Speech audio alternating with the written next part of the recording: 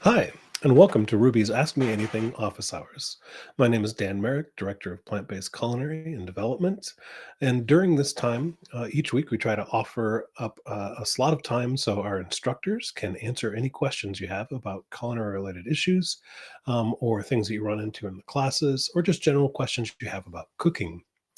There's a general format of this class. On the right-hand side of your screen, you will see an Add Question Here box. You just type your question in that box, hit the Add button, and our moderator will review it to make sure that it's appropriate for this live session, and then we'll add it to the queue at the bottom. If you want a question to be answered quicker, you can always hit the heart icon on the right-hand side of those questions that have been asked, and that will raise those questions higher in the queue, so I'll get to them faster. And with that, we're going to jump right into our subjects and see what we can do to help you out today. Our first question is actually from Beverly. Beverly asks, please talk about oil-free cooking. Is there anything other than vegetable broth or water you can use for cooking? Yeah, actually, there are a lot of different things you can do besides oil, vegetable broth, or water. When we're doing oil free, water is probably the most used. It's just really easy. It doesn't add any flavor to it, but it does help to cook or do a steam saute on things. Vegetable broth is great, because it'll actually do some of those things. It'll add flavor. It'll actually add a little bit of color to things too. A lot of people don't think about different varieties of vegetable broth as well. So instead of just a standard mirepoix kind of vegetable broth with a lot of different things mixed in, you could also do something like a mushroom broth to be able to add a great umami flavor to something. Um, so there are a lot of different kinds of broth styles you can do with that as well. Now, beyond just using the broth or the water, there are other things that you can use, like alcohols actually work really well. So you can do like a white wine. And a lot of times when you're doing mushrooms, it's good to deglaze the pan with something like a white wine. It actually adds a really great depth of flavor to it. Some people will cook with beer as well too, but you can also do other things like vinegars or different acids as well, depending on the ingredients you're actually cooking with. But by and large, water or vegetable broths are probably the most used in oil-free cooking. But feel free to experiment beyond that as well too. Melissa, I did the paper test with my current old Wusthof knife and did not cut cleanly. It didn't cut at all. It seems I need a new knife, but I'm a little scared to get a new really sharp knife. I'm afraid of cutting myself. Any tips to reassure me? Yeah, so Melissa, sounds like your knife is dull here. And much if you're afraid of this, you'd actually want to be more afraid of a dull knife than you would be of a sharp knife, because you're more than likely going to slip with that blade as you're cutting something, which can actually hit you and cut you instead. The sharper your knife, the easier it'll go through the product to be able to make sure that you're getting a really clean cut, and the safer it actually is. So my advice is on that Wusthof knife is to give it a good sharpening. You can either take it to get it professionally sharpened. If you're in one of our courses, a lot of the Plant-Based Pro and those will show you how to do a knife sharpening technique using a whetstone, which is definitely the best way to be able to sharpen your knives. You can also use an electric one as well too that they sell for home use, and then professional use is always a great use or a great way to be able to do that. Where you take it to a professional, there are lots of them around to be able to do those, and you pay them to be able to sharpen that knife. Now, if your knife right now, the Wusthof is not actually cutting through the paper, that means it's really, really dull. So I would highly recommend sharpening the knife. And again, the sharper the knife, the safer it is. Just think if you're cutting something like a potato and you take your knife and it slips off the end and you're holding it, you can actually cut your fingers. But if you're cutting through that same potato with a sharp knife, it's going to go right through and you don't have to worry about cutting yourself as easy. So a lot of people are afraid of very sharp knives, but the sharper they are, the safer they are for you. So I hope that helps, Melissa. So get those knives sharpened. You might want to start using a honing tool as well, which is a great thing just to be able to use more on the regular when you're using your knives too. But don't throw out the Wusthof. Those great knives, just need to be sharpened. Esther, do you have a recommendation for a good food processor? Yeah, I do. That kind of depends on what you're looking for out of a food processor. If you're looking something that just has to, you just don't do big batches of things and you don't use a food processor a lot, you can get one of the little smaller ones. There are a lot of different makers to be able to make them. I even have like a wand that you would put in soup that kind of blends things up, and it has an attachment on the bottom that has a small food processor kind of dome on the top of that. I know there are different makers of that, from Cuisinart to KitchenAid have made those as well. And there's a slew of different ones for those as well. And some of the bigger ones, those are some of the brands that I would recommend as well, both Cuisinart and KitchenAid. I use a Cuisinart right now, and I've got a couple big ones that kind of fit inside of each other. I love those because I can make something and just put it aside and then start something else because it has multiple blades and multiple cups on the inside. But I do that a lot more for demonstration reasons. So at home, you might not need that. So just having one cup is fine to be able to do something like a pesto or something like that. So my best advice for you to be able to find one is to look for what's on sale too. So those Cuisinart and KitchenAid ones are wonderful. If you want to go professional, RoboCoupe is fantastic, but those get up into the thousands of dollars instead of just 50 to a couple $100. So keep an eye out for what's on sale and think about the use case scenario for it. Are you going to be using a huge container for things all the time? Or are you going to be using it smaller? And the bigger something is, or the more attachments and stuff, the more expensive they get. The smaller they are, they're going to be a little cheaper as well. So I would probably start off with the smaller end and then kind of graduate up if you need to be able to see what works for the needs that you're using it for. Hope that helps, Esther. Mark, when sautéing vegetables and other foods, is it when sautéing vegetables and other foods, is vegetable broth a viable substitute for olive oil? I realize that it might alter the taste profile, but when trying to minimize saturated fats when cooking. So yeah, so like as we had mentioned before, doing a vegetable broth or a water is a great substitute when you're doing no oil cooking.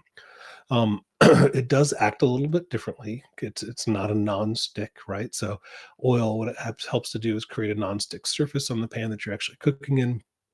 Um, so if you're using a vegetable broth or a water, you're going to probably have to add a little bit more to it to make sure that it's not sticking to the pan. And what we're talking about there is just when it starts to caramelize, the vegetables have a natural sugar that kind of comes off, and it's that browning that happens. What you need to do is just add a little bit of vegetable broth or water to your pan to be able to deglaze the pan, get that caramelized, the sugar off of the pan and put it back onto the product that you're cooking as well. So if you're doing a vegetable broth, it will add a little bit of flavor depending on what you made your vegetable broth out of. But if you're using water, that won't happen. So typically when I'm doing it, I'm going to be using water unless I want to specifically add flavor to something from a vegetable broth. All right, Maria. Hello, Chef Dan. What type of lettuce do you like to use in a salad? That's a great question, Maria. And I use all kinds of different lettuces, really depending on the salad that I'm making or what I want the mouthfeel to be. Now, if you're looking for something just kind of like a classic, doing like a romaine is probably, pardon me, a romaine or a butter lettuce are probably two of the kind of like most vanilla, if you will. But I also like to add in different things like spinach and kale just for the nutrient value a lot. So I'll do baby kale and spinach to be able to put into salads and mix those with other things. If I want a little more peppery notes, I'll put in some arugula, and I'll use all kinds of different greens to be able to add into salads, and I'll chop up different cabbages and things like that too, just to be able to add some different variety to salads so they don't get too boring. From there, I kind of build my salad as I want to, but like I'll put different beans on it or carrots or whatever. But just think about the different crispness of the lettuces that you're going to be able to use, and also what nutrients you're looking to get out of them. If you're using something like an iceberg lettuce, you're not going to get a lot of nutrients, but you're going to get a little like a crisp, kind of crunch to it a little bit. So maybe adding spinach or kale into that might be a good idea. So those are the ones that I typically use. For salads, I typically stay away from like some of the harder ones like like collards or rainbow chards or chards like that. I'll usually cook those instead of doing those in salads. So I hope that helps out, Maria. Madhurima, hi, Chef Dan. Do you have a go-to recipe for mushroom burgers? Most of the oil-free versions I've tried are very dry. Thanks. Yeah, so depending on the recipe you're using, mushroom burgers can get dry, but it's typically because they're being overcooked, right? So one of the great things about using an oil in a mushroom burger is it helps to trap some of the moisture inside of the mushroom after it's actually cooked. So to avoid losing that moisture, you want to make sure that you're using a good amount of moist ingredients as you're making your mushroom burgers. I don't have a go-to recipe. The ones that I would typically make are going to be something like a flaxseed ground up, maybe with an aquafaba, chickpea, and actually use the chickpeas as well. Kind of that's as my binder with a little bit of breadcrumb too. I'm going to pre-cook my mushrooms and usually onions to go into that as well, but I'm not going to cook them to the point where they have a char or anything on them. I'm going to let some of the moisture stay in those mushrooms, form those out, and then do the either the grilling or the sautéing or whatever you're going to do on those. Now, the tricky part of that, to not getting to dry out, is letting some of that moisture stay in the mushroom. And if you need to, you might want to add just a couple little drops of broth to the top of it as you're cooking. And then once you flip over, do the same thing to be able to retain some of that moisture. One ingredient that I love to be able to use in some of those vegetable burgers are beets as well, because they actually help retain that moisture on the inside of the root vegetable very well. It gives it a little bit of different color too, and also a little bit of that earthy umami to match that mushroom with it. I don't have a specific recipe for you, but those are just some tips to be able to keep a little bit of moistness to the vegetable burgers. Melissa, as a general rule, I choose not to use oil and salt. When roasting vegetables, would it be appropriate to replace the oil with balsamic vinegar and the salt with citrus? So you can definitely do that. You can do a balsamic roasted, vegetable mix is absolutely. But it's definitely not going to be a ratio of you can just always use balsamic vinegar in replacement of oil. You're going to get a very unique flavor profile from balsamic vinegar. It's also going to start to caramelize and add those natural sugars really quickly to those as well. Now, salt and citrus, not really kind of, you don't switch those up too much. Citrus helps to be able to bring out some of the brighter notes of vegetables and different foods, where salt is going to kind of increase the flavor profile of those as well. So those two don't quite interchange as easily. But that being said, you can absolutely use citrus to be able to cook with, and not use the salt. If you're looking to be able to up the flavor, definitely try to use things like fresh herbs and spices with those as well. Add the citrus if you want to. If you're again, if you're doing roasting, I would probably go with a vegetable stock or water. That's typically what I do if I'm doing no oil roasting. You can, uh, the easiest probably way to do is just get a little spray bottle of water or oil to be able to spray over them when they start to dry out too much. So just keep a good eye on them. So check on them every so often, make sure that they're not getting too dry. Spritz them down with a little bit of water or vegetable oil. If you want to do the balsamic vinegar, that's great. It's just definitely going to add a lot more flavor to it, and you don't want to do that for every time, basically. So those would be my recommendations. You can also do the same thing with citrus, but you probably just want to do a couple squeezes of citrus over the top and not keep going back with the citrus, because it'll become pretty bitter after roasting for a while. Hope that helps, Melissa. Mitch, any suggestions for easy variations on vinaigrette dressing?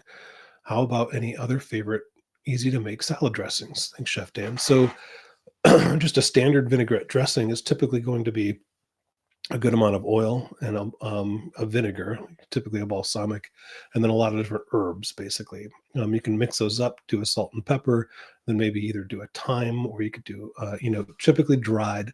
You could do a herb de Provence as well, too, and then just basically shake those up to be able to get those flavors out. Now, if you're avoiding the oil, vinaigrette's going to be a little bit different. You can still go with the acid base of a vinegar, but you want to add more water to it. and then also put your dried herbs in it as well. Now it's going to be a little bit more bitter as well. So some people will actually add a little sugar to that if they're not using the oil. Then that brings up the question, if you're reducing your oil because of the caloric intake and adding sugar, right? You need to watch out between the two of those. So it's kind of like you have to kind of make your decisions in each one of those. But you can always try with just the vinegars to be able to start out with your dried herbs to be able to see how that goes. Add a little bit of water so it's not too bitter on the tongue as well. On easy to make salad dressings, there's a lot of different ones that I like to do. I like to do like a green goddess dressing.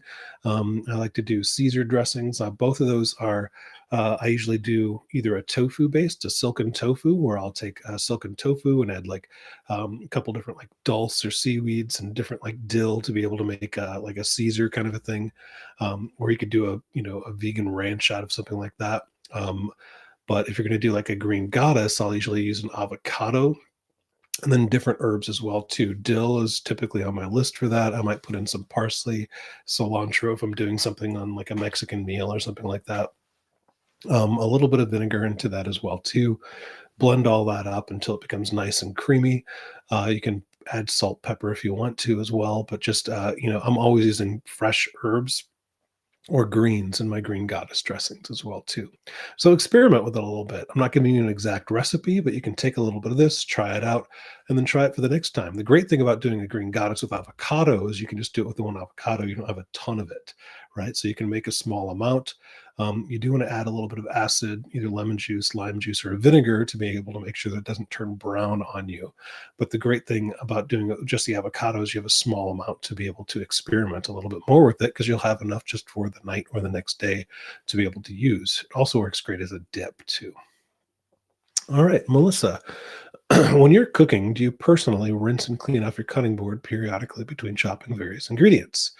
So I actually do, and it's definitely recommended to be able to do that so you're not cross-contaminating flavors or different things too. For people who eat meat, you have to definitely do that a lot, and you have to do the whole thing, soap, water, everything to make sure that you're not cross contaminating any meats or pathogens or anything from those cutting boards back and forth. If you're eating, on a plant based diet, you don't have to worry about the cross contamination as much, but you do have to worry about the crossing of flavors. A great example of that is me cutting up fruit in the morning for my kids on a cutting board, where I might have made something else, maybe something savory for myself. I would have to be able to rinse those off. Otherwise, my kids' fruit would taste like onions or something like that. And it'd be very, very strong.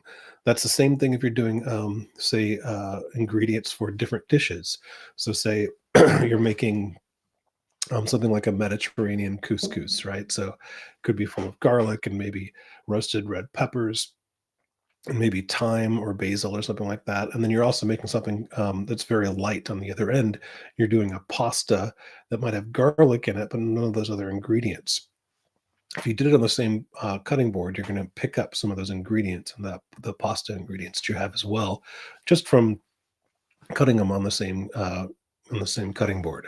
So I do rinse them between ingredients, but usually I do it between dishes, not necessarily ingredients. All right, Denise, about sauteed onions and garlic. Can you explain the saute process and how golden the onion should be at the end of the saute? Pardon me, I have a little dry throat. So this really kind of depends on personal preference and what you're making it for. If you're going to do a caramelization of an onion, it should be pretty brown by the time you're actually done with it. And that's quite a process if you're actually doing a caramelized onion. It's more of a process if you're doing it without oil. So if you're doing it with water, you have to deglaze many, many times, and it could take you 15 minutes to 20 minutes to be able to get a true, really brown onion on the bottom of those. So if you want a very caramelized onion with that kind of almost sweet flavor, you want it to go very brown. If you don't want it to be like that, you definitely can go less. Most recipes, and they talk about cooking an onion until it's transparent, it's going to still be kind of white or yellow depending on what color the onion is, but it is going to have just kind of and it's not transparent like they say. It's just you can just see the outside of it has lightened in color quite a bit. Now, as far as garlic goes, I typically will do the onions first, especially if you're doing like a caramelized onion.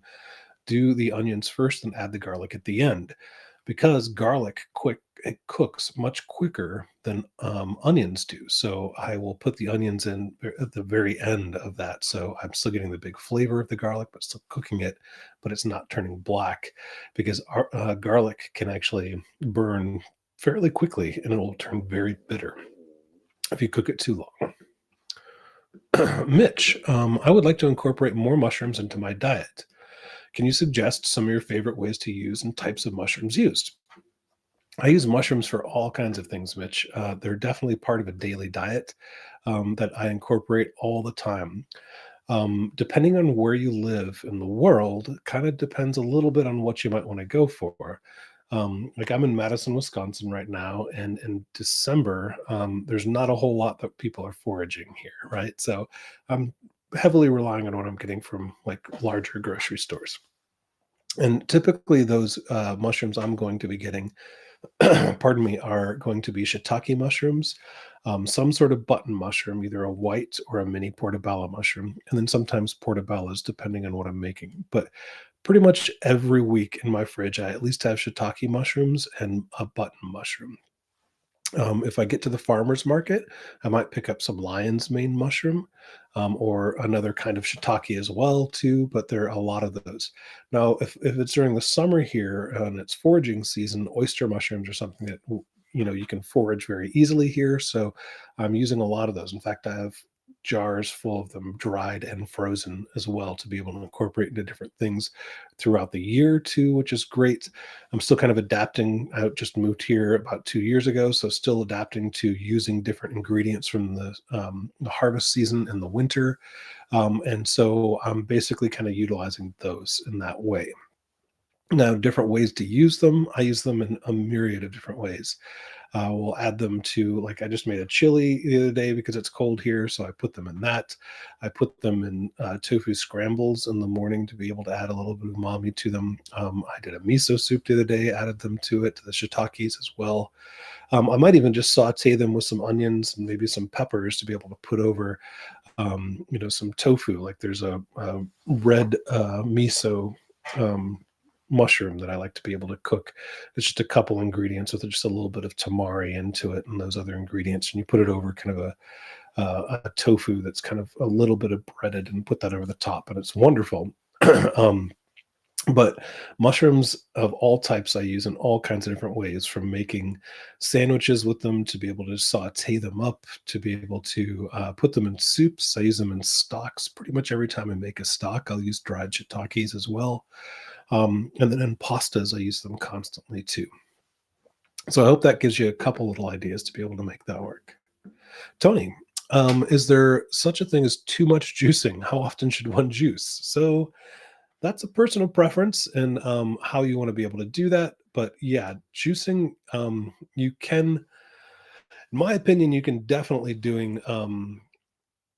do too much juicing, because what you're doing is you're stripping off the fiber from whatever you are juicing, and you're essentially getting rid of some of the nutrients from it as well. So juicing is great. That's wonderful. You should totally continue to juice, but I wouldn't do it like 3 meals a day or anything like that, unless you're on some sort of doctor recommended diet or something like that.